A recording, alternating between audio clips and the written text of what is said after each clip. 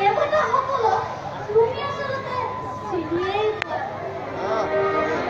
তেওঁলোকে সকলোকে সকলো বস্তুৱে ঠিকেই কিন্তু দাদা আচল বস্তুটো অমৰবোৰ তাকো নিদিয়ে। বৰ দিওঁতে হ'লেও অলপ পুৰুঙা ৰাখিয়েই দিয়ে আৰু সুবিধা পালে এই চলন্তকাৰী যমৰাজাই থাপ মাৰি প্ৰাণ পাই। তুমি এটা গাঁঠ তাকো সকলোৱে জানে। বৰ মানে তাৰ মতে পুৰুঙা কথা দেখিলা দাদা দাদা বুঢ়া চকুৰে তাক দেখা নাযায়। অকমান ডিঙিৰ ফুৰা ঢালি দিয়া দেখিবা তোমাৰ দিব্য চকু একেবাৰে খোল খাই গৈছে। দাদা তুমি আঁতৰি যাব ক'লে মই আঁতৰি যাম নে? শুনা দাদা, মই এই ৰাজপ্ৰাসাদৰ পৰা আঁতৰি গ'লে এই প্ৰাসাদ আৰু প্ৰাসাদ হৈ নাথাকে। ইয়াতে ইয়াল শগুনে বাগান বৰ পুণ্যৱান লোক দেখিছো। বৌদেউ তুমি অলপ তিৰোতা মানুহ, তুমি বুজি নাপাবা কাৰণ তুমিতো গৌৰৱবান লোক।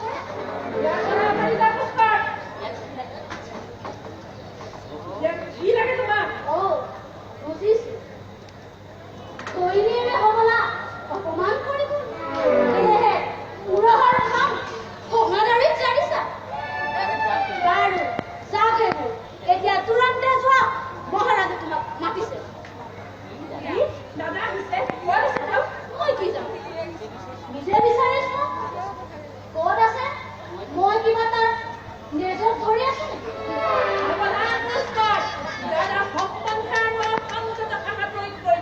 মই তোমাৰ মোৰ গোটেই পেলাইছো।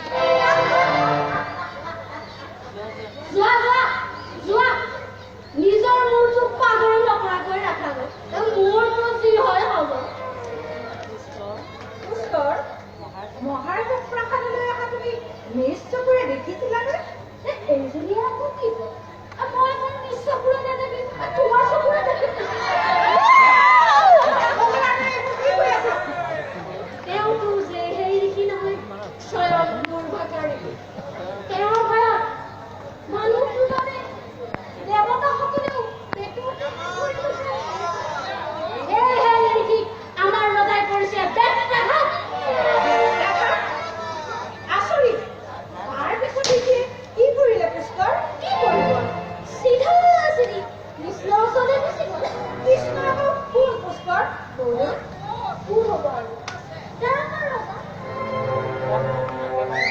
কংসক তেওঁ একেবাৰে নিপাত কৰিছে আৰু নিকুম্ভদৈত্যকো বজাইছে।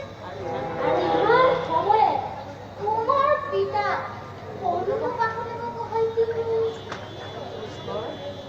পুষ্কৰ কিয় জানো মোৰ মনটো আজি হাহাকাৰ কৰি উঠিছে। নিজকে নাৰায়ণ বুলি প্ৰচাৰ কৰা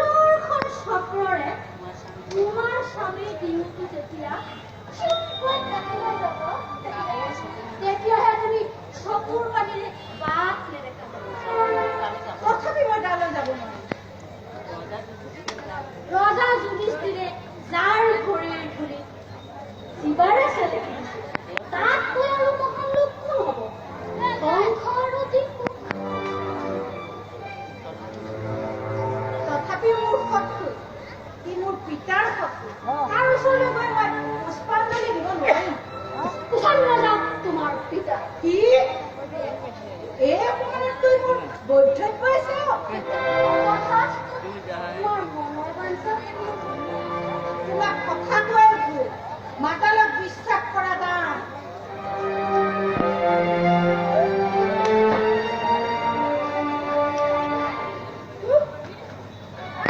কোনে কোনে মাথা উঠিয়ে কৈছে গো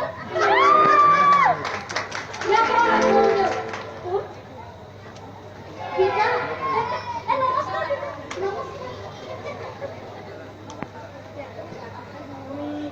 দাৰাকলৈ যাব পাৰিবা মইতো আৰু মোৰ পিতা নাই নাই তুমি নোৱাৰিবা পিতা তুমি নোৱাৰিবা